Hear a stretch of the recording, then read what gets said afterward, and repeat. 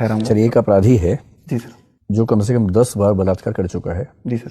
लेकिन गवाह नहीं मिलते, सबूत नहीं मिलते, बच जाता है। पूरे इलाके को पता है कि वो बलात्कार करता है और जनरली छोटी बच्चियों का रेप करता है। जी सर।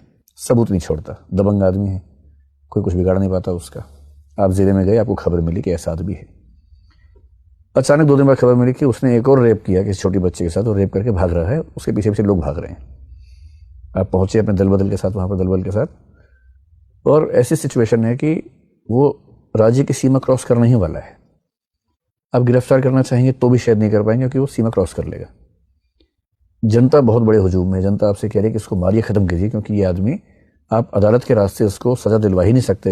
ये इतना ताकतवर व्यक्ति है कि बच जाता है, सबूत नहीं मिलते। और सिचुएशन ऐसी है कि आपके खिलाफ कोई एक्शन होने की संभावना नहीं है, और जनता की भारी डिमांड पर आपके पास स्कोप है कि आप उसको मार दें। ये 100% तय है कि अगर आपने उसे गिरफ्तार किया किसी भी तरह से, तो भी वो जेल में नहीं जाएगा, बच जाएगा, जमानत मिल जाएगी और उसे कुकर्म चलते ही रहेंगे।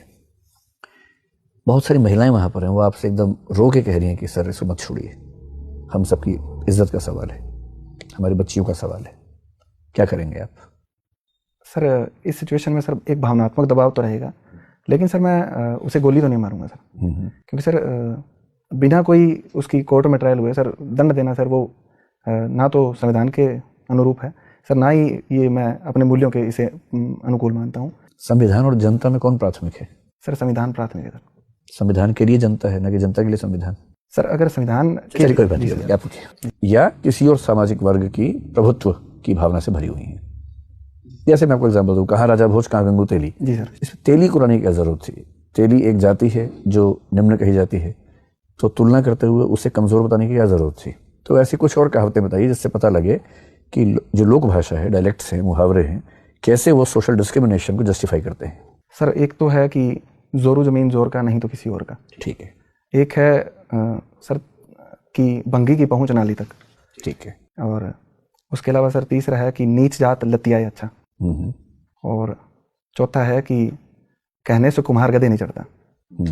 और पांचवा है कि सर एक हिंदी में है कि सर मैं थोड़ा सा वो स्लिप हो रही है दिमाग से। बुरी नजर वाले तेरा मुंह काला। हाँ जी सर। क्या इसमें कोई दिक्कत है? ठीक है सर, इसमें दिक्कत लगती है सर। क्या दिक्कत है इसमें? सर इसमें रंग भेद के हमारे जो व्यूज हैं वो उजागर होते हैं सर।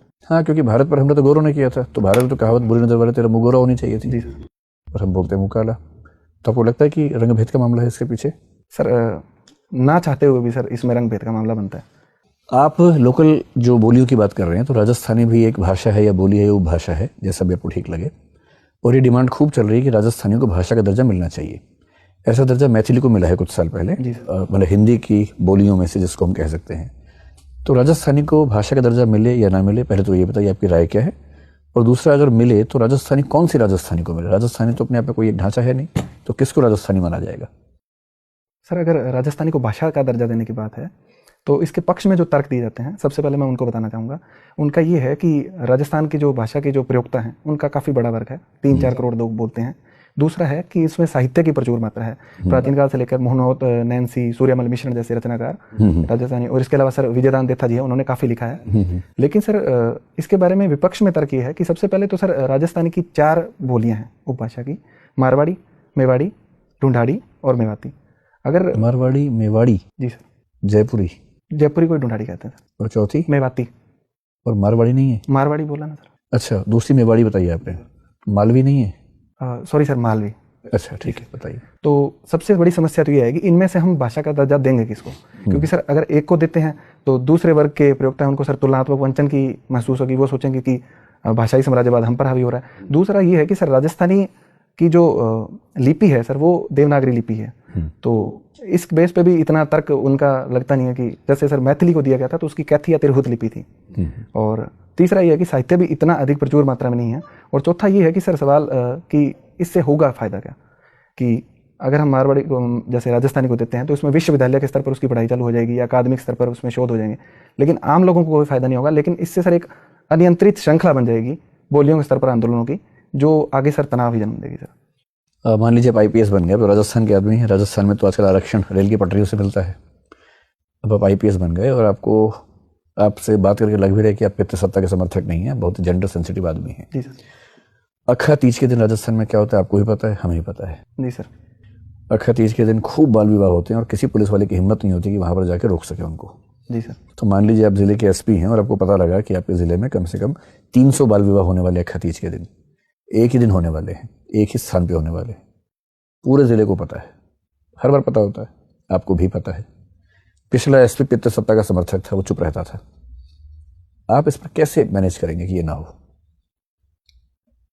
और सीएम का भी दबाव है कि चुप रहना, कुछ बोलना मत, क्योंकि सीएम उन्हीं के वोट से सीएम है जो बाल विवाह करवा रहे हैं।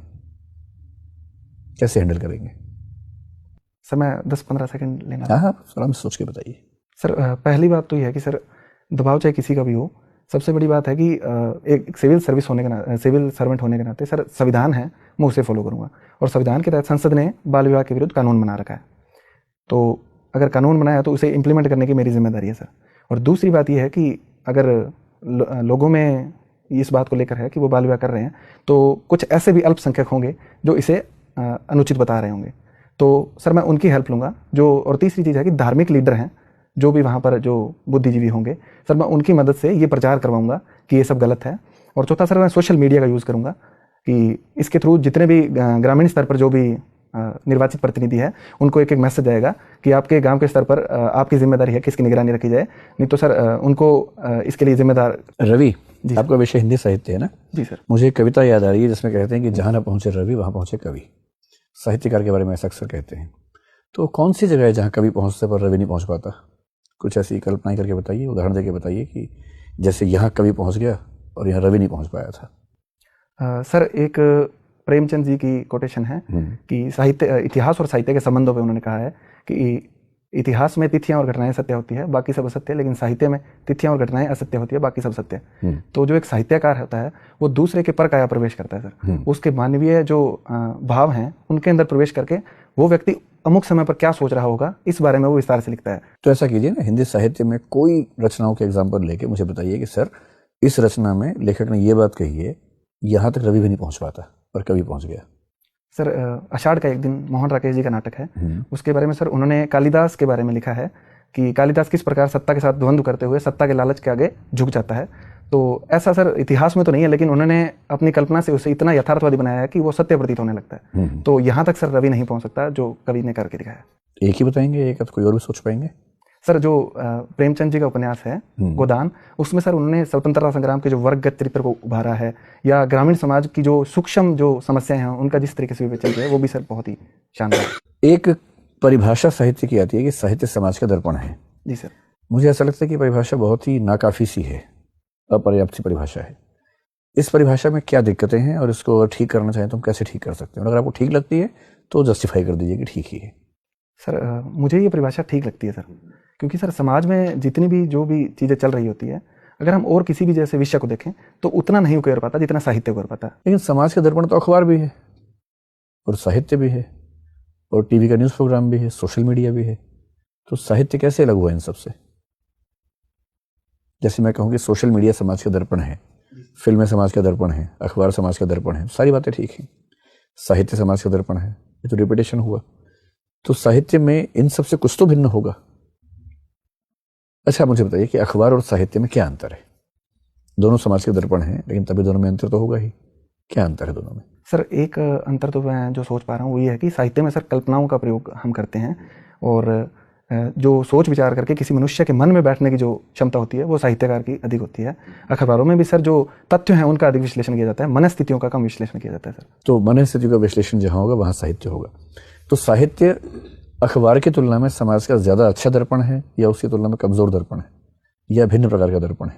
सर वो साहित्य पर निर्भर करता है कि वो किस प्रकार का है। जैसे अगर नागार्जुन की कविताओं की बात की जाए तो सर उसके बारे में नामवर सिंह ने कहा है कि तुलसीदास के बाद में नागार्जुन जी ऐसे कवि हैं कि उनकी रचनाएं हैं वो कवि संगोष्ठियों से लेकर गांव की चौपालों तक है। तो ऐसी कविताएं अगर ऐसे कवि हैं तो निश्चित रूप से समाज का दर्पण अखबारों से भी अधिक मुझे लगते हैं।